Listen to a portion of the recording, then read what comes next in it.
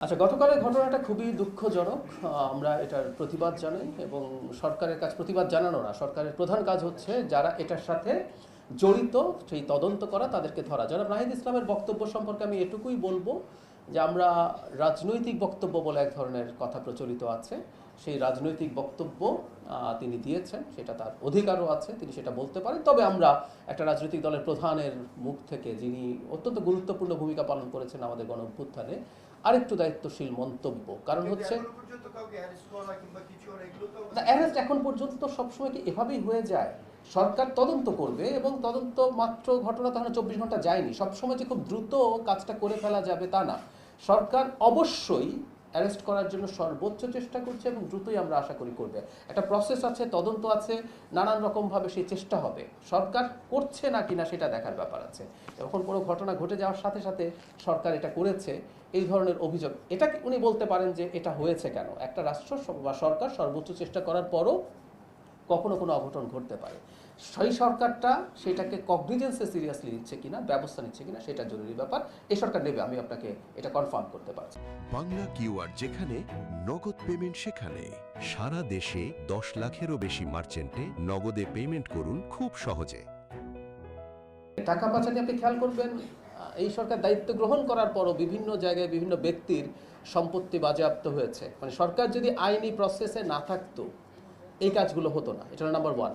আর quick rental বা বিদ্যুৎ ক্ষেত্রে টাকা, মানে অন্যান্য ক্ষেত্রে বা সেক্টরে যেভাবে টাকা লুট হয়েছে বলা হয়, এটা একটু ভিন্ন ছিল। এটার ভিন্নতাটা এই জায়গায়, এটা এক ধরনের লিগ্যাল ফ্রেমওয়ার্কের মধ্যে হয়েছিল। মানে আমরা কিন্তু সেই সময় সরকারকে ক্রিটিসাইজ করতাম যে এই চুক্তিগুলো এমনভাবে হয়েছে যেগুলো অন্যায়ভাবে কিছু ব্যক্তিকে আইনগতভাবে সুবিধা দিয়েছে।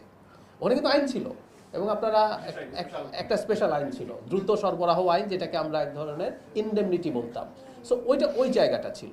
এখন এই সরকার দায়িত্বে এসছে, নিশ্চিতভাবেই সেই সব কিছু তদন্ত, আমি যে বললাম যে আপনি বাইরে দেখবেন যে বেশ কয়েকটা জায়গায় এর মধ্যেই খবর এসছে যে সম্পত্তি বাজেয়াপ্ত হয়েছে, সরকার এগুলো করবে। তবে এটা বলে রাখা ভালো, গ্লোবাল আলোচনা এটা আমরা সবাই জানি যে পাচারকৃত টাকা ফিরিয়ে আনা হবে, এই কাজটা কঠিন, এই কাজটা খুবই কন্টিনিউয়াসলি লেগে থাকার, এই জন্য ফলাফল দেখতে আমাদের একটু সময় লাগবে।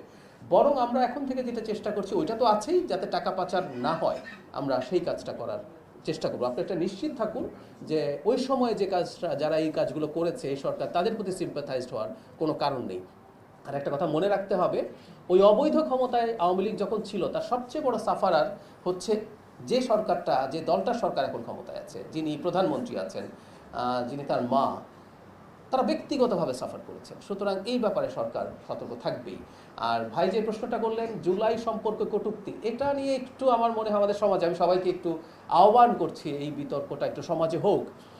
জুলাই নিয়ে কটূক্তি যদি বলি, আমরা কটূক্তি করছেন, সত্যিই করছেন, কিন্তু এখন জুলাই নিয়ে কটূক্তি সরকারের লোকজনের সাথে ইন্ডিয়া যায় মিটিং করে আসছে না, আমি সেই বিষয়ে তদন্ত এই জায়গাটা একটু আসি যে জুলাই নিয়ে কটূক্তি ক্রিমিনাল অফেন্স আমরা এখন পর্যন্ত মনে করছি কিনা।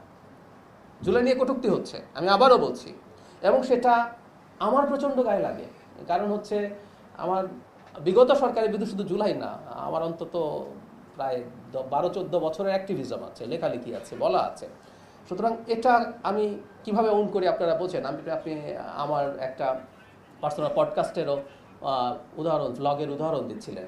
কিন্তু জুলাই নিয়ে কটূক্তি অত্যন্ত মর্মান্তিক, অত্যন্ত অপ্রত্যাশিত, কিন্তু এটা এখন পর্যন্ত আমরা ক্রিমিনাল অফেন্স হিসাবে আমরা কোনো আইনে এটাকে ইনক্লুড করিনি। সুতরাং আইনগত ব্যবস্থা তাদের বিরুদ্ধে নেয়ার ক্ষেত্রে ওই কাজটা আগে করতে হবে। তো সমাজে এই আলাপটা হওয়া দরকার আছে, জুলাইকে নিয়ে এই ধরনের মন্তব্যকে আমরা ক্রিমিনালাইজ করব কিনা, এইটা আসলে এই আলাপটা হতে পারে। আমি এইটা উন্মুক্ত করে দিচ্ছি, প্লিজ আপনারা যারা শুনছেন, এই আলাপটা, মানে একটা সমাজে তো আলাপ আলোচনার মাধ্যমেই, ডিসকোর্সের মাধ্যমে আমরা আসলে করণীয় ঠিক করতে পারি। সেটা আমরা ক্রিমিনালাইজ করব কিনা, করলে কেন করব, সেই আলাপটা হোক।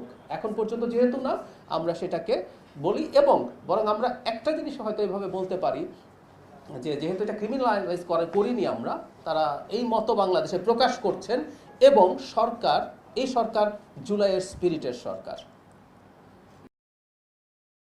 কিন্তু সরকার কারো কোনো গায়ের জোরে কোয়ার্সিভ কিছু করতে যান নাই। সরকার একটা সময় যেটা করতো, একটা ফ্যাসিস্ট, একটা মাফিয়া সরকার যেটা করতো, সেরকম কিছু